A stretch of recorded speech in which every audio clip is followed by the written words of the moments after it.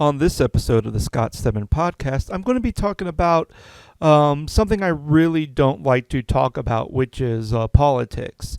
I'll talk about the reasons why I don't like to talk about politics and just my thoughts on this whole political race and the political climate. So stay tuned and listen right here on the Scott Stedman podcast. Good morning, everybody. Welcome to the Scott Stedman podcast. My name is Scott. It is May 5th, 2016.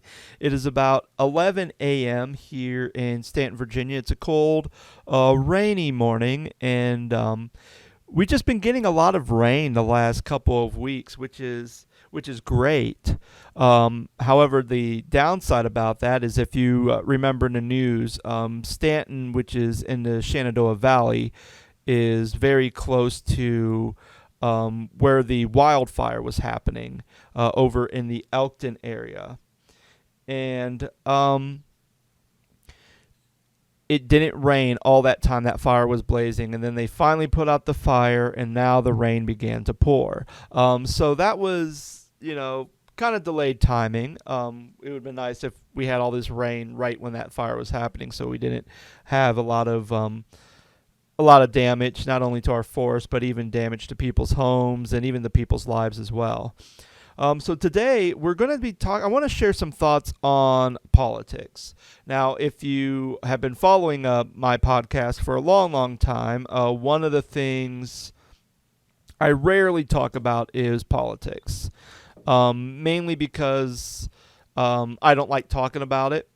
The other reason why I don't like talking about politics, especially in my position of being a theologian, being a pastor, I'm someone who kind of falls at the sides that religion and politics should not mix, mainly because of what I've seen in church history, especially over in Europe and even in the early days of the American in American history. Anytime when there was any connection to the government and churches, there are some great things that happen, but there are some really bad things that happen too.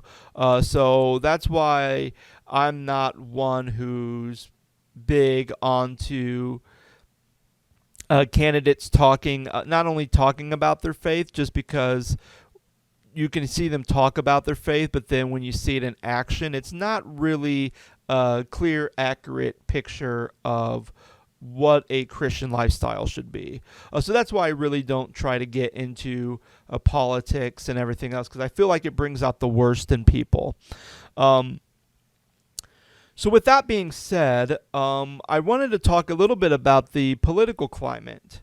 And I know recently after the Indiana primaries, and the only reason why I know about what was going on in the Indiana primaries, because graduating from a Christian college in the state of Indiana, I have a lot of friends and classmates from college who live in the Indiana area. So I get to see all their wonderful opinions and Facebook posts and memes and videos and everything else under the sun that's thrown my way about what's happening in the political arena in Indiana. And especially after Ted Cruz announced his suspension of his campaign, and even John Kasich announced his suspension of his campaign, Donald Trump is now kind of the GOP candidate. It's not official yet, but it's almost like, well, there's no one else, so this is probably he's going to get the nomination from the GOP, the Republican Party, conservatives, whatever name you want to throw in that arena. And it just seems like this whole entire election year, and I can remember, just a side note here, I remember last year, about April, I remember posting something on Facebook, and the only reason why I remember that because I had that memory thing popped up, and I pretty much talked about, hey everybody, it's that time again where people are going to start talking about the election, the president, all this stuff that's happening. Make sure you have your facts straight, make sure You don't bash people. Try to keep it classy, people. And it has, for the most part, it has not been very classy. There's some people who voice their opinions about things, and it's okay. You voice your opinions, and then you read the comments, and that's when the real mudslinging begins to happen. So when I really think about the political climate and kind of the state we're in, it almost seems like every single election, there is always some type of fighting going on. And it seems more recently now, and I don't know if it's just because the media is more biased than it was. Maybe it's always been biased, but I just know it more because I'm an adult instead of a child. But I can even remember taking government in my senior year in high school with Mr. Crane, and I remember it was a fascinating year because that was during the Bush and the Bush-Gore battle that was happening for presidency. And then if you remember that back in 2000, there was the whole thing with Florida and the hanging chads and trying to count because it seemed like Gore won, and then it seemed like that Bush won, and it was this big old mess because of the voting system, and people were calling for voter reform to make sure that these machines work so we didn't have to have any of these issues because it was such a close race. And then it ended up, George Bush ended up getting the nomination for president. And even that, there was still, Bush is an idiot, Gore's a liar, those type of things.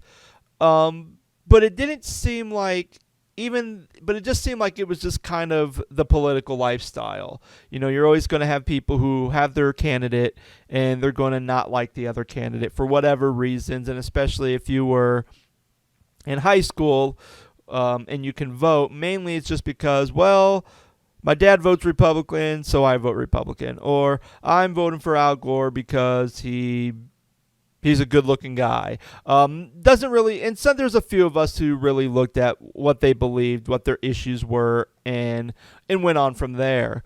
And it seems like even as we get older, there's still people who seem to kind of go with that mindset. I'm going to vote for this candidate because they are Republicans, and Republicans fit with my core values, when you don't really look at the specifics on how they're going to do these plans. And the same thing over on the other side with the Democrats. And it just seemed like as of late, especially with social media, the internet becoming more widely used, and especially now that we have a bunch of these online news sites, and some of them are legit, some of them are not. I remember just even like some of the times I see people who post stuff.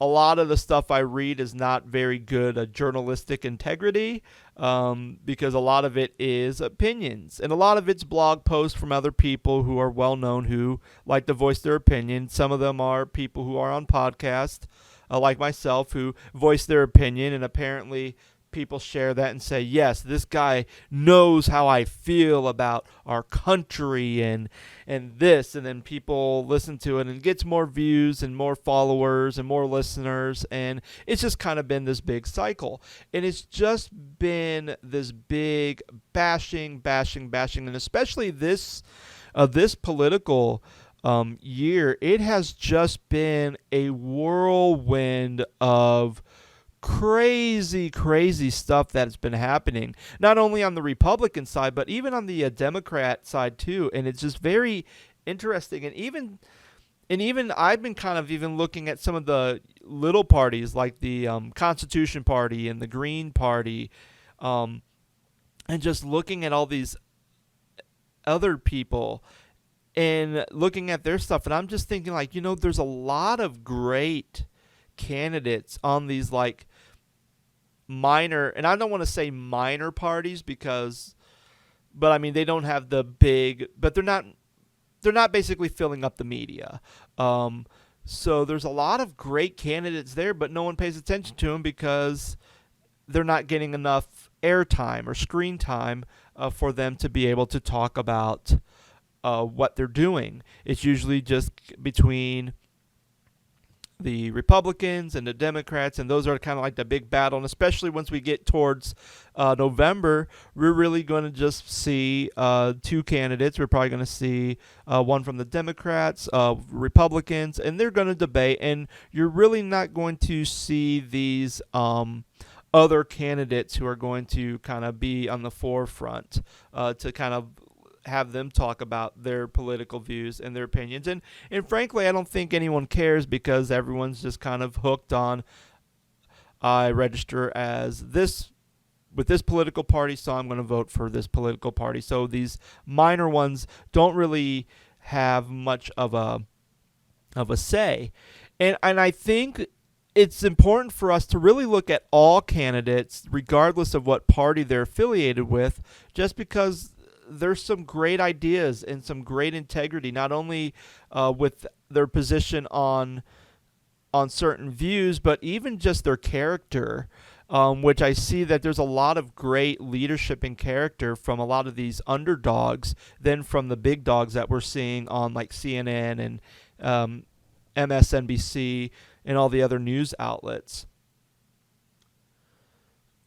But the thing that's probably the most disturbing about this whole political candidate is just the lack of respect for either of the candidates.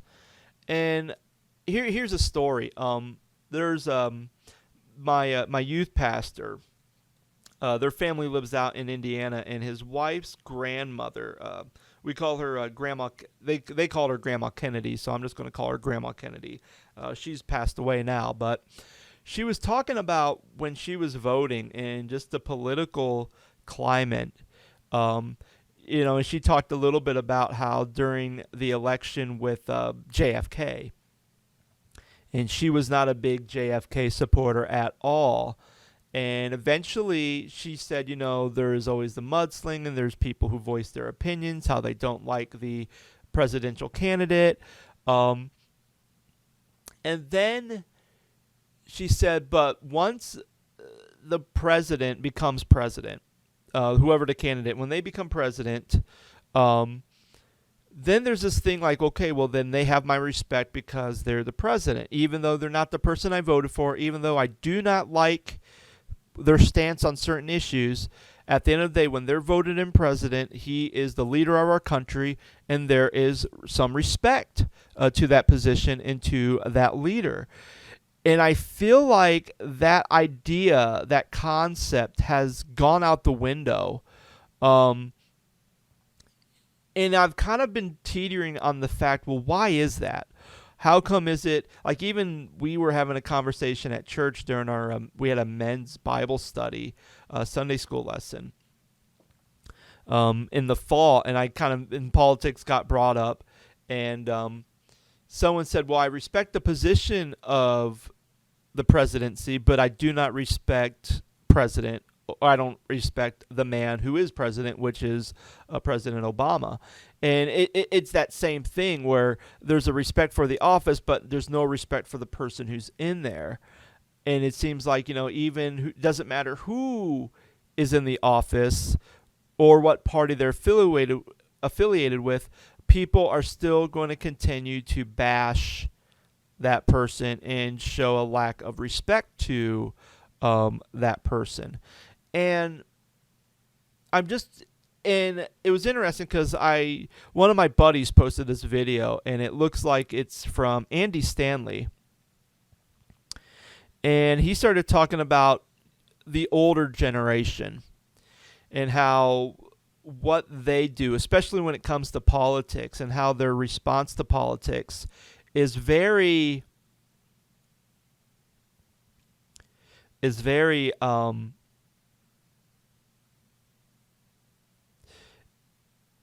scary, because they talk about how they say, oh, the world's going to end. The world doesn't have the religious freedoms as we once did. America is going down the toilet. There's this, there's that, there's that. And there's just been this attitude of fear and worry that has kind of been thrown into this election throughout the years. And obviously, if your grandparents are doing it and then your parents are doing it, then automatically you begin to do the same thing. But it's being taken to a lot more worse level, I think, because it's not necessarily like, oh, the world's going down the toilet. It's basically like, this guy is mean, this guy is a jerk, this guy's no good, this guy's a communist, this president's a liar, and if they do get the president nomination, then they're just going to go to jail anyway because of all the shady stuff that they've done. If this person gets elected, I'm going to move out of the country. I'm going to move to Canada. I'm going to do, and it's the same thing. It's like, oh my goodness, America is so screwed up right now that we are going to complain about it. We're going to vent our frustration about it. And especially if they become president, then there's going to be like, well, I'm just still going to complain and fight against them. And I'm going to keep calling my representative, or I'm going to move out of the state. And it's just this attitude and this culture of fear and disrespect and anger.